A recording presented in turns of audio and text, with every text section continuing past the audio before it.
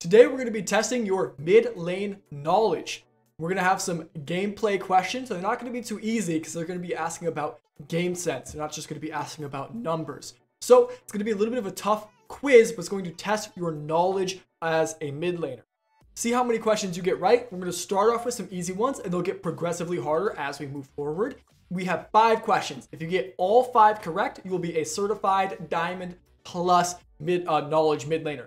For every question you miss, keep track of that, and that will just bring you down a division. So if you get 4 out of 5, that would be platinum, 3 out of 5, gold, 2 out of 5, silver, and so on. So let's go ahead and get started with question 1. How should you last hit minions under tower as a mage with very little auto attack damage? Should you A, wait to auto attack after the tower hits once, or B, auto attack once before the tower hits and then last hit it after?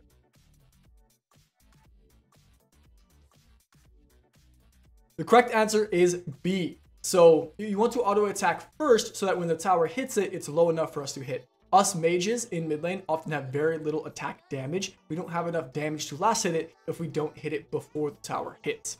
However, you do have enough time to auto attack the minion before the tower hits it as long as you start early. Question 2. What is the minimum amount of extra minions Victor can trim to freeze the wave near his tower for as long as possible? A, 2 to 3 extra casters, B, 3 to 4 extra casters, C, 4 to 5 extra casters, or D, just trim the cannon?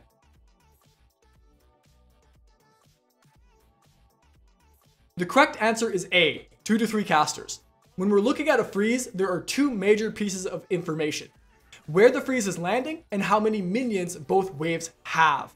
So in this wave, the wave is closer to the middle. If it was closer to the tower, it would change how many extra minions we need. Since this wave is closer to the middle, we don't need that many extra. 2 to 3 will be enough for this to freeze, but it has to be extra. So you can see Victor's wave has 4 or 5 casters, so the enemy wave is going to have a lot. Question 3. Suppose you're playing Malzahar versus Lux. What squares on the grid can you stand in that will be considered high level positioning? Will you stand on A, the back line, the 7th, 8th, and 9th squares? You stand on B, very far up, on the 4, 5, and 6 squares. C, will you stand off of the wave on the 7, 4, 6, and 9 squares? Or D, will you be almost tower diving in squares 1, 2, and 3?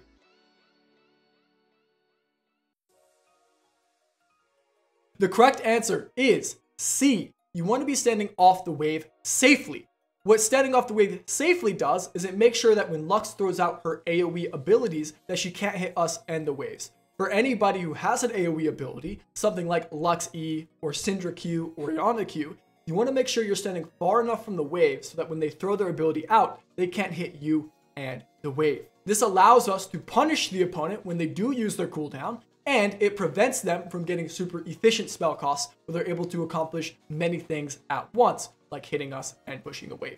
Question 4. Ahri is about to crash a wave and is looking to get active on the map. Given the current map state on the mini-map, where can the Ahri go successfully and what piece of information is important in knowing why? A, top lane because the enemy jungle killed our bot. B, bot lane because there's a fight. C, top lane because our jungle picked Jax and the Jax jungle is feeding. Or D, bot lane because our jungle is there.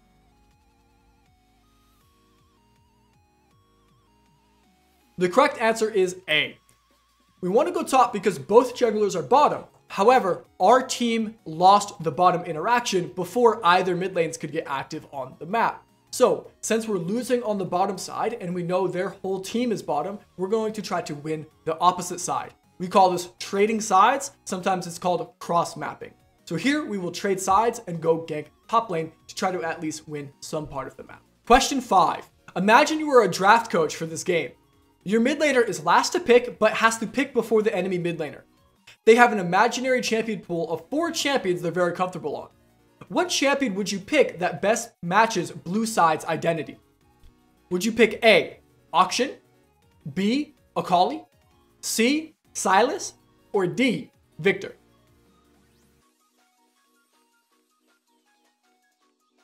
The correct answer is D, Victor. Victor, because we have a front-to-back team fight with the Aphelios and the Lulu, and we have a good front line to enable us to do this safely. Auction doesn't fit our team's pacing. Auction's too early game. Akali plays too deep in team fights. She'll be kind of hanging out by herself, and that won't work within our team. Our team can't back her up. And Sylas doesn't have any early opportunity or ideal ultimates to steal to start his snowball. So the correct answer is Victor. He's able to best play fights. Similarly to Aphelios, he's best able to utilize the front line we have in the jungle and we have in the top lane. The mix of damage is very good. The range is very good. The disengage potential and teamfight potential is amazing. So that was the end of the quiz. Thank you for checking this out and watching this video. I hope you guys really enjoyed it. Let me know how many of you got correct and let me know what you guys were kind of thinking about or any questions you have below, and I will go give you guys a heart and respond. This is a new style of video, but I wanted to do it. I thought it would be interesting. This is the kind of stuff we do in the JS Academy. The JS Academy, by the way, I'm wearing the JS Academy shirt right now. Let me get the flex. We got the JS Academy shirt going on right now. These shirts, I'm going to remake these and they'll be available soon. But in the JS Academy, we do lots of stuff like this, where we do reviews and we do quizzes. If you guys are interested in getting reviews from me and being able to ask me gameplay questions and show me your VODs, make sure you guys check out the JS Academy. It will be in the description below. Thanks for watching this video. I'll see you guys in tomorrow's. Peace.